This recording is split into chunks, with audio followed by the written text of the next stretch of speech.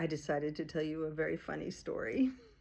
So, about, I don't know, 20 years ago, 15 years ago, something, I had to go to a funeral to my aunt died, and I had to go to Cambridge, Massachusetts. So I got on a plane and I flew to Cambridge. And you know, I'm used I lived in New York City for a lot of years. So when you get off the plane and you come out, usually there's like a bunch of people sitting there and you say like, "Hey, I'm going to Central Park or I'm going to whatever, Washington Square Park. Does anybody want to share a cab?" So I came out I came out and I'm a pretty harmless looking person.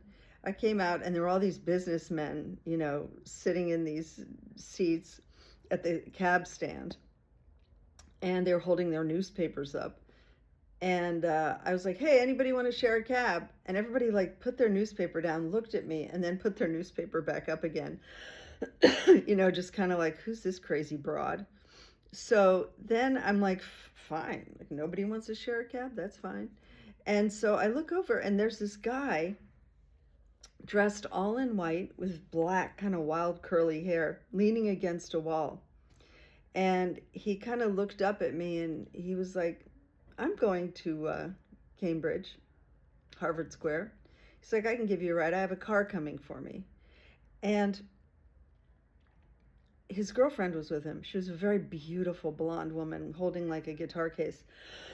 And I wasn't staring at him exactly. I looked at her and I was like, "Oh, are you guys in a band?" And she was like, "No." And I could tell she was really mad that he had said yes, he'd give me a ride. So I looked over at him again and I was like, "He's so cute. He's so handsome." Then I realized it was Adrian Grenier. And this was right around the time when The Devil Wears Prada had come out, and everybody had the biggest crush on him. And I was like, "Oh my God, that's Adrian Grenier." But I'm not going to say anything. I had to play it cool. So so this van came up, and he was like, "Here we are."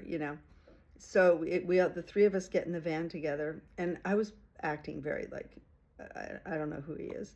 And I was like, "So are you guys here?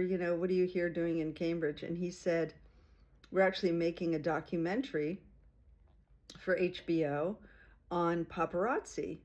And I was like, "Oh, that's an interesting topic." And he said, "There's this kid, like a teenager in Los Angeles, who chases people around and whatever." Anyway, it was about the destruction of basically how paparazzi destroy people's lives.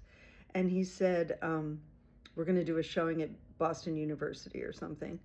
And I said to him, "Have you read Bob Dylan's book Chronicles?" And he said, "No, I haven't." And I said, "There's a great quote in it, which I had just happened to have memorized for some reason, which is, you can sell your privacy, but you can never buy it back." And he took out his phone and he was like, "Can you say that again?" And I was like, "You can sell your privacy, but you can't buy it back." And he said, "I love that." And I was like, "Yeah, yeah, it's a good quote." So then we just chatted about a couple different things, and then we arrived at Harvard Square, and I was like, "Oh, this is me. How much do I owe you?" And he was like, "No charge. It was fun talking to you." So I was like, "Nice to talk to you too. Good luck with your movie." And I never did say like, "I know you're Adrian Grenier. I'm not a complete dweeb. I know you," but I didn't say anything. Anyway, I went to the funeral, and then the next day I went back to Annapolis where I was living, and I went to my class. Um, and I told my students this story, and they were like, "Oh my God, he's so cool and so famous. Let's go to his MySpace." And I was like, "What?"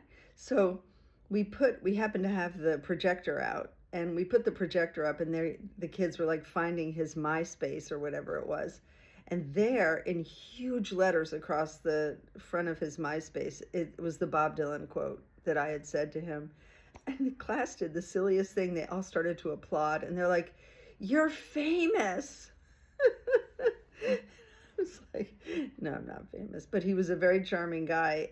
And I thought of him this morning because um, I saw a really wonderful interview he just did. He's building this really super cool community in I don't know, Costa Rica or South America or something, with intergenerational families where people sort of take care of each other, which is of course the only way we should all be living.